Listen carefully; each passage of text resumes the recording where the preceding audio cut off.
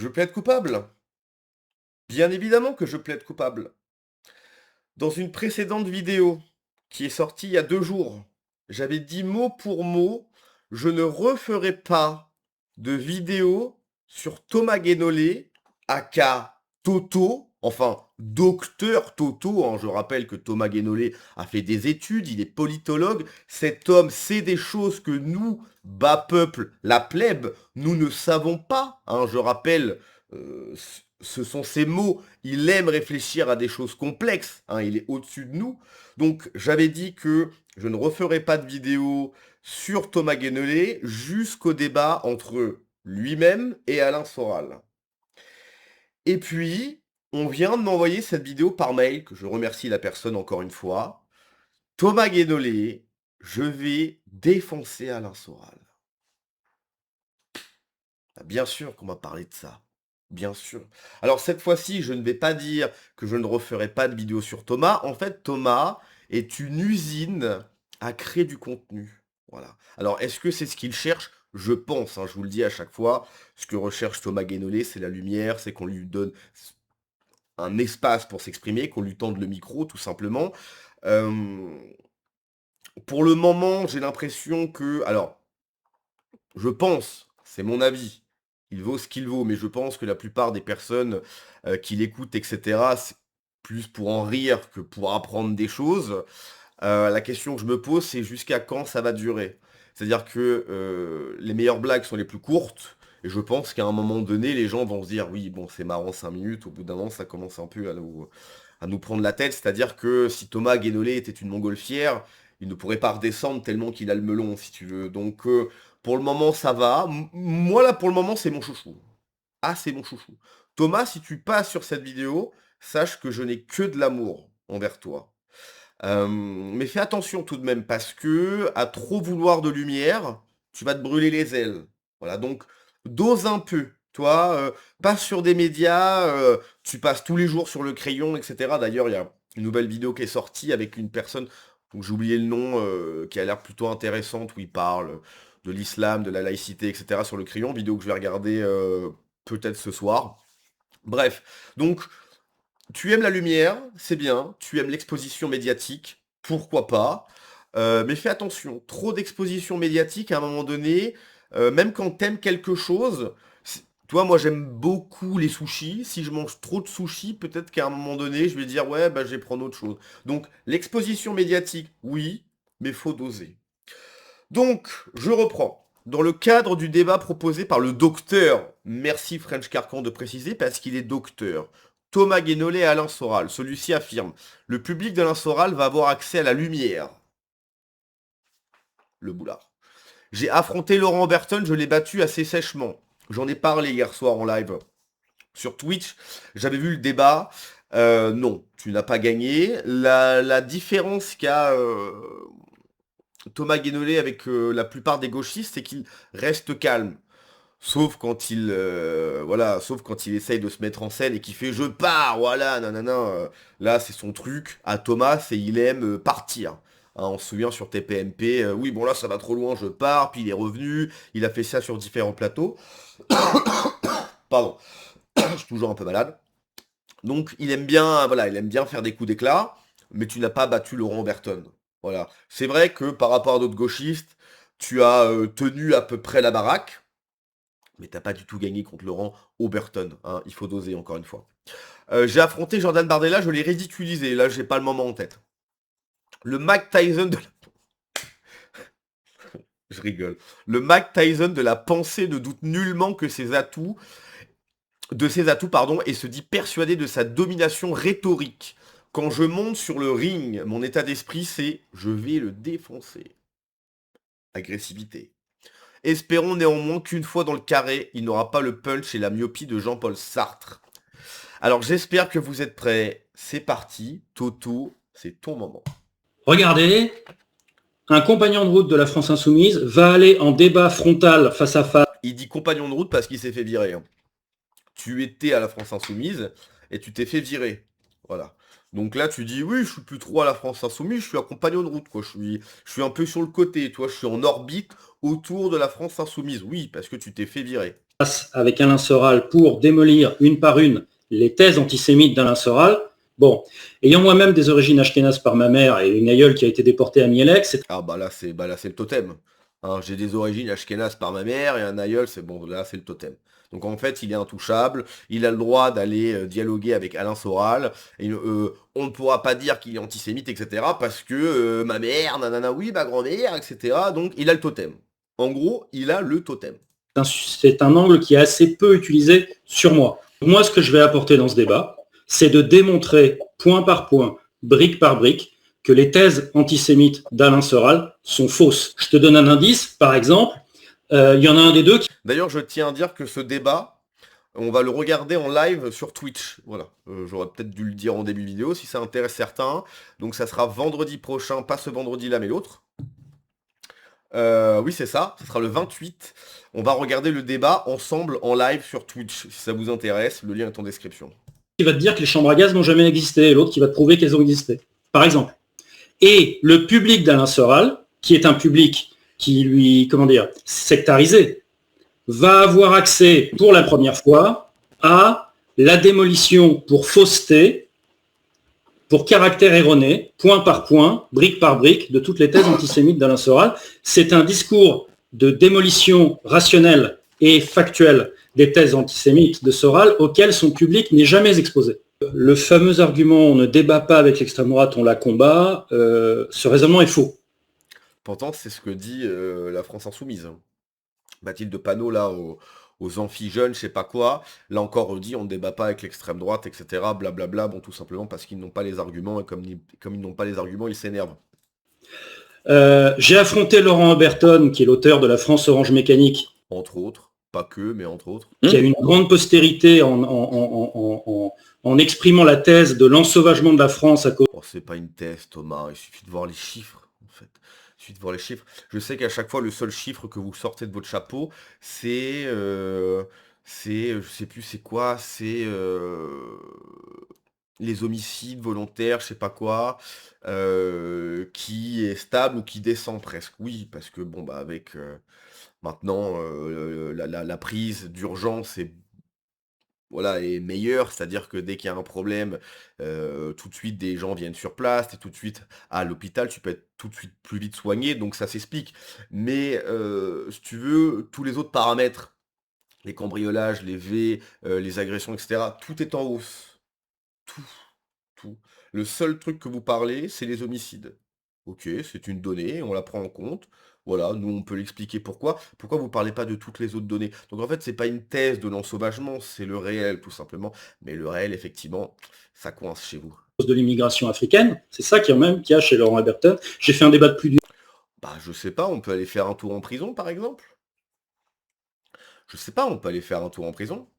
Je crois il y a 25%, si je dis pas de bêtises, hein, je crois qu'il y a 25% d'étrangers dans les prisons françaises. Alors là, étrangers, tu vas me dire, oui, mais ça peut être des Russes, ça peut être des Japonais, etc. Oui, bon, tout le monde sait au bout d'un moment. Hein. Donc 25% d'étrangers, c'est-à-dire des gens qui n'ont même pas la nationalité française. Si on fait des statistiques ethniques dans les prisons françaises, hein, ce qui est interdit en France parce que ça donnerait beaucoup trop raison à la droite, hein, t'imagines bien, je sais pas. Mais moi, je veux bien, en fait. Toi qui aimes la vérité, tu es un homme de vérité, Thomas. Viens, on fait des statistiques ethniques sur la prison. Oui, mais s'ils sont en prison, c'est parce qu'ils sont plus contrôlés, etc. Bah, pourquoi est-ce que la police, je sais pas, ils vont pas contrôler un mec qui est en costard, par exemple. Même une personne noire, hein. Une personne noire qui est en costard, il se fera pas contrôler, hein. Un mec qui est bien, petite fringue et tout, il est là, en terrasse, il boit sa petite bière, il fume sa clope, il sera pas contrôlé, le gars. Je sais pas, moi. Une heure avec lui. Je l'ai battu assez sèchement. Je pense avoir contribué à la lutte contre les idées d'extrême droite en faisant ça plutôt qu'en...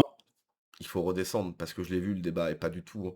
Tu as été, tu n'as pas été si mauvais que ça, c'est vrai. Il faut le reconnaître. À droite, il faut reconnaître les choses. Tu n'as pas été si mauvais que ça, mais t'as pas gagné. Hein. Et en fait, c'est impossible de gagner puisque ce que tu défends n'est pas la vérité, n'est pas le réel. Donc tu peux faire tous les sophismes que tu veux, tu peux arranger les angles comme tu veux, ça n'ira pas dans ton sens. Tu rentres pas le carré dans un rond. Hein. restant chez moi. Quand j'ai affronté Jordan Bardella chez TPMP, Ah oui, ok. pour être tout à fait clair, je l'ai ridiculisé. Moi, quand je vais au combat, le débat d'idées avec l'extrême droite, je vois ça comme un ring, je vois ça comme un match. J'y vais pour démonter brique par brique, parce qu'elles sont fausses, les thèses antisémites de mon adversaire. Et je fais pareil avec les thèses racistes de l'extrême droite en général, quand je suis dans un débat. Et donc, quand j'y vais, effectivement, quand je monte sur le ring, il est évident que mon état d'esprit, c'est je vais le défoncer. Évidemment, je ne connais pas d'autre état d'esprit efficace en allant sur le ring. C'est pas une question d'être présomptueux, c'est une question de mise en condition psychologique. Ce sont des exercices dont les gens ne... D'ailleurs, qu'est-ce que c'est que ce petit foulard autour du cou, là? J'ai un que de capter. Qu'est-ce que c'est que ce petit foulard de BCBG, là? T'es trop mignon, mon Thomas. ne réalisent pas forcément la difficulté physique et mentale. Moi, j'ai parfois été dans des débats sur des thèses d'extrême droite à 6 ou 7 contre 1 devant 2 millions de spectateurs. J'ai vécu ça. Quel homme. Quel homme. Tu as dit au cours d'une interview récente que tu allais essayer, alors je ne me rappelle plus de la formulation exacte, mais que tu allais essayer d'être ce que Sartre a été dans les années 60-70. C'est-à-dire mettre en avant la pédonana? C'est pas fou, ça. Hein. C'est pas fou. Hein. Essayer de l'être en ce début de... bien avancé, mais enfin en ce début de 21e siècle. Est-ce que tu comprends que ça puisse alimenter l'idée que Thomas Guénolé, pardon de parler de toi à la troisième personne, mais que Thomas Guénolé, se comparant à Sartre, il y a un côté un peu prétentieux de nouveau? C'est très étrange ça comme critique. J'avoue que je ne l'avais absolument pas vu venir. Moi, je l'ai vu. Non, mais je l'avais vraiment. Je suis là pour être sincère, sinon l'interview n'a pas d'intérêt, tu vois. Je n'ai pas du tout vu venir cette critique. Dès qu'on essaye d'atteindre l'excellence, il me semble qu'il est courant.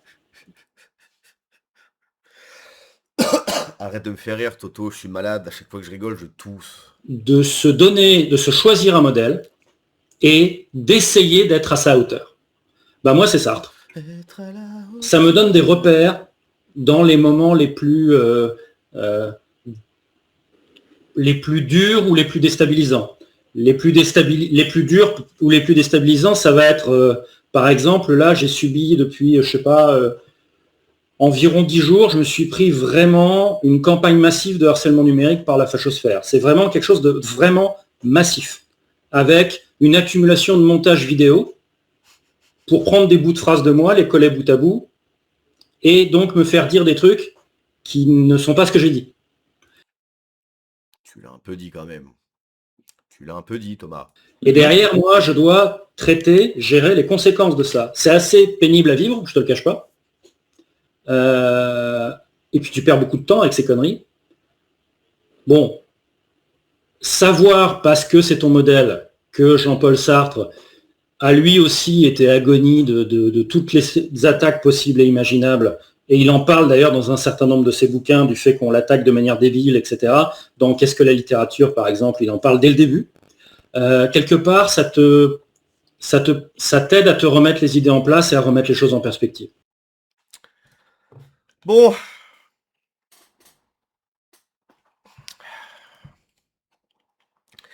Je ne vais pas... attendez, j'ai juste reçu un truc. Qu'est-ce que c'est que ça, là? Community note. Ok, bref. J'ai reçu un truc de X. Je viens de recevoir une notification de X. Community note, j'ai dit qu'est-ce que c'est que ça? Bref. Je ne vais pas redire encore une fois que je ne referai pas de vidéo sur Toto jusqu'au live avec Alain Soral. J'attends sincèrement ce débat entre Soral et Thomas Guénolé. Pour moi, il y a deux possibilités. La première possibilité, c'est que le débat ne se termine pas. C'est-à-dire que Thomas Guénolé part à un moment donné en plein milieu du débat. Pour moi, c'est la chose la plus probable qui peut arriver. C'est-à-dire que d'un côté, tu as Thomas qui est toujours prompt à quitter le débat quand il est en difficulté. Et en plus, quand tu rajoutes au fait que Soral, voilà, a l'insulte facile et extrêmement virulent, il peut attaquer, etc. Même s'il a 67 ans, il est encore, voilà, il a encore pas mal d'énergie, pépère. Donc, pour moi, la chose la plus probable, c'est que Thomas Guénolé quitte le débat. Si le débat arrive à son terme, je pense très sincèrement que Thomas Guénolé va perdre. Je suis pas un grand défenseur d'Alain Soral, hein, ceux qui suivent la chaîne, vous le savez, même pas du tout. J'ai regardé, comme tout le monde, des vidéos de Soral quand il était sur son canapé rouge, pardon, et qu'il faisait le con du mois, je crois, quelque chose comme ça. C'était très rigolo. Mais quelque part, est-ce que vraiment c'était à prendre au sérieux? Je ne sais pas. C'était un petit peu une sorte de show, quelque part.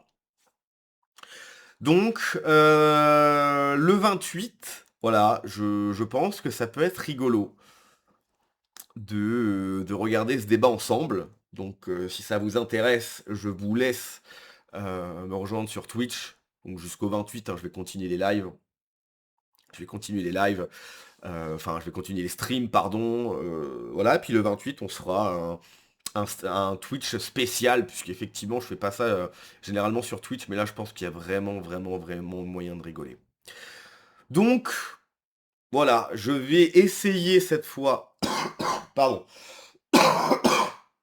Cette fois, je vais essayer sincèrement de faire ce que j'ai dit, c'est-à-dire de pas parler de Thomas jusqu'au 28, c'est-à-dire j'ai une semaine, voilà. Pendant une semaine, je ne parle plus de Thomas Guénolé. Et puis le fameux live. Donc bref, je vous dis à la prochaine. Ciao.